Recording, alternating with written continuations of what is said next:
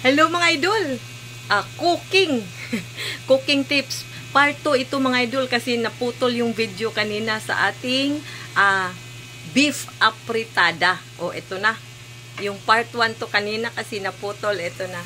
Oo. Kunting hintay na lang, maluluto na ito ang ating pork apritada.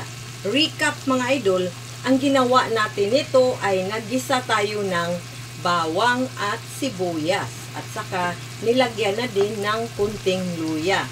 So, ang ating tinitimpla ay oyster sauce kasi part 2 na ito kasi naputol ang ating video kanina. Ang ginagamit natin na kawali pala is non-stick, kaya ang ating gagamitin din na luwag ay yung kahoy kasi masira yung metal ang gagamitin natin, o aluminum ang ating luwag ay masira ang ating non-stick. Katulad ng inyong pagmamahal dyan na inyong partner, huwag masira. Oo, huwag kayong pipili ng non-stick na partner. Dapat yung stick na kisame ay nakawali. Sorry mga idol. So, ang ginagamit natin pala na sahog ay yung beef strips kasi ayokong gumamit ng pork mga idol. So, beef strips. Kaya, matagal itong medyo lumambot ang ating karne.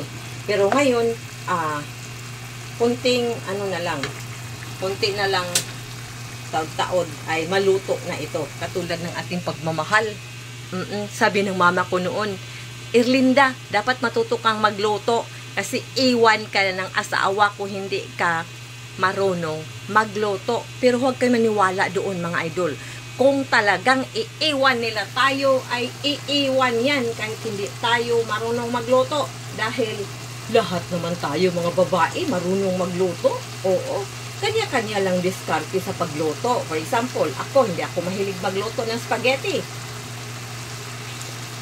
So, alangan naman pipilitin ko kung ayaw ko talaga magluto ng spaghetti. Pero, kahit na hindi tayo marunong magluto ng mga masasarap na mga lutuin, hindi yan dahilan para iwanan tayo ng mga partner natin.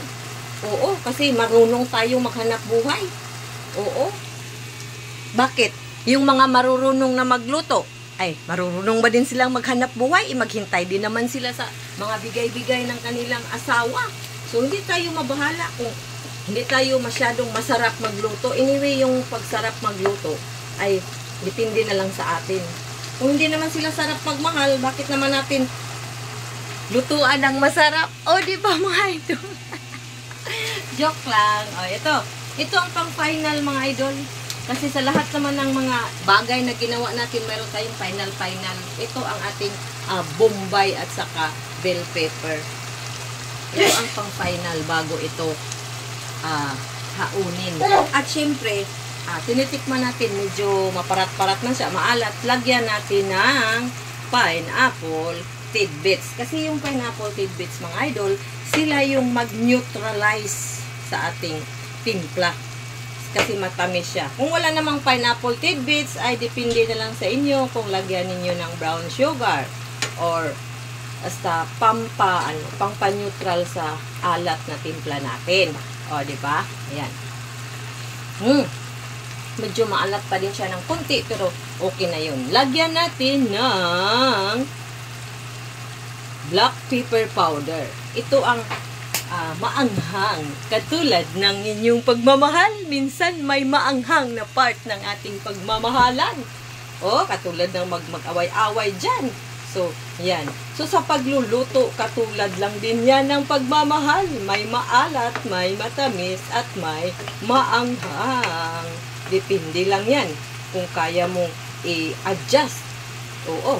Kung maalat, lagyan ng kunting asukal. Kung medyo matamis, lagyan na naman ng asin. Yan, katulad ng pagmamahal. Hindi diretso. Kung maalat, hiwalay agad. Hindi. Hanap agad ng iba. Hindi pwede yon. Kailangan magbigay ng chance. Maraming chance. Kung hindi na pwedeng mabigyan ng chance, kaya yun na. Lulutuin na sa kawali na non-stick. At ito, ready na para kainan mga idol. Beef apritada. Yeah. Yes, so yun lang mga idol ang part 2. Maraming salamat at mag-ingat tayo.